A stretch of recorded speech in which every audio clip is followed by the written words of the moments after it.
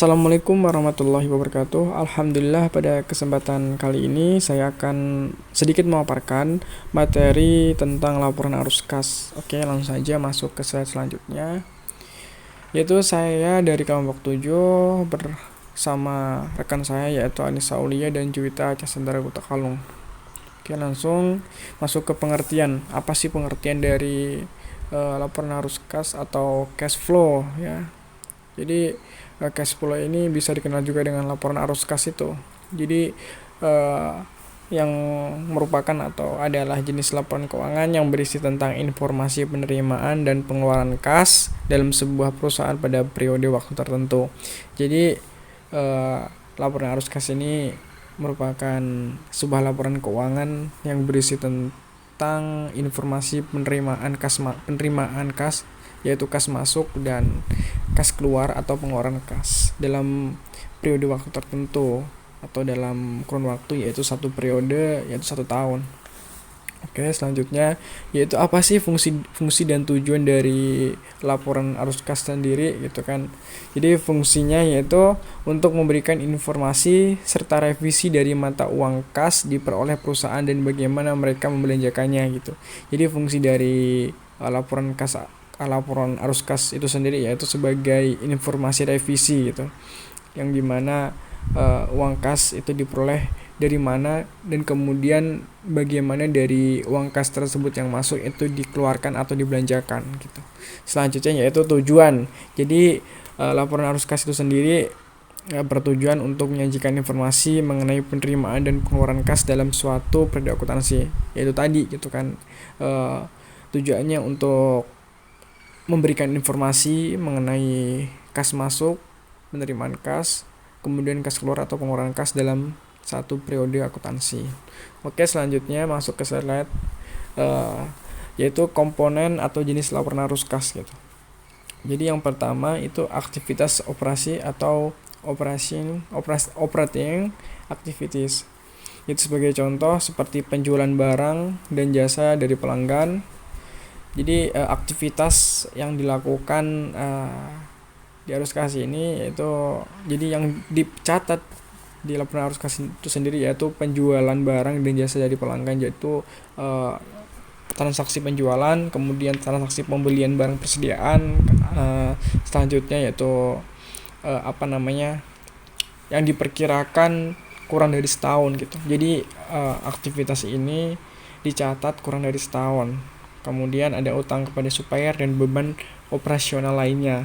Itu merupakan aktivitas operasi yang dicatat di laporan arus kas. Kemudian yaitu aktivitas investasi. Jadi aktivitas investasi ini contohnya yaitu pembelian atau penjualan aktiva tetap atau investasi jangka panjang gitu. Jadi aktivitas investasi ini masuk juga ke dalam komponen dari laporan arus kas. Kemudian ada aktivitas pendanaan atau financing activities, yaitu merupakan kas yang berasal dari penambahan modal perusahaan, yaitu maksudnya aktivitas pendanaan ini aktivitas kas itu bertambah itu karena adanya penambahan modal dari perusahaan atau dari perusahaan lain gitu. Contohnya yaitu berasal dari kewajiban jangka panjang. Jadi kewajiban jangka panjang ini lebih dari setahun dan ekuitas pemilik seperti penyetoran modal awal, utang bank atau obligasi dan penerbitan saham. Jadi ada 3 komponen atau jenis laporan arus kas, yaitu ada aktivitas operasi, aktivitas investasi, dan aktivitas pendanaan. Selanjutnya yaitu metode laporan arus kas. Jadi dalam arus kas ini sendiri, dalam metode laporan arus kas ini sendiri ada 2 metode, yaitu membuat laporan cash flow, yaitu metode langsung atau direct method, dan metode tidak langsung atau indirect method. Apa sih metode langsung gitu kan? Metode langsung itu merupakan metode laporan arus kas dengan mengelompokkan kegiatan operasi ke dalam berbagai kategori. Misalnya nih, aktivitas operasional dibedakan akunnya sendiri seperti akun beban penyusutan, beban amortisasi, keuntungan, kerugian, utang dan sebagainya gitu. Jadi sehingga lebih mudah dimengerti dan dapat memberikan informasi yang lengkap dalam pengambilan keputusan gitu. Jadi maksudnya ini setiap jenis beban-beban itu dikategorikan masing-masing gitu. Jadi tidak disatukan, jadi agar diberikan apa namanya, nama-nama akun sendiri itu agar mudah untuk mendapatkan informasi atau mudah untuk dimengerti dalam pengambilan sebuah keputusan. Oke, selanjutnya masuk ke ini contohnya, contoh dari metode langsung itu sendiri. Contohnya ini dari PT Surat Kabar Lama.com. Oke, ini contohnya ya. Jadi akun dan kategori itu ada akun-akunnya sampai dengan saldo kas akhir gitu. Oke, langsung saja masuk ke metode langsung. Apa sih metode tidak langsung itu, ya kan?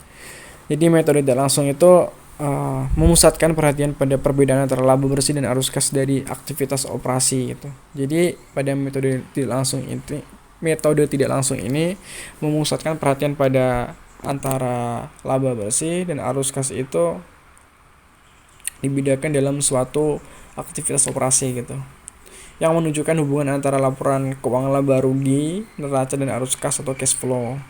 Metode ini arus kas operasi, investasi dan pendanaan disusun berdasarkan laporan laba rugi dan neraca. Jadi pada metode tidak langsung ini aktivitasnya itu disusun berdasarkan laporan laba rugi dan neraca. Oke. Dan ini ada contoh dari metode tidak langsung. Sama aja. Mungkin ada perbedaan di antara metode tidak langsung dan metode langsung. Oke, mungkin ada perbedaan di situ. Oke, terima kasih.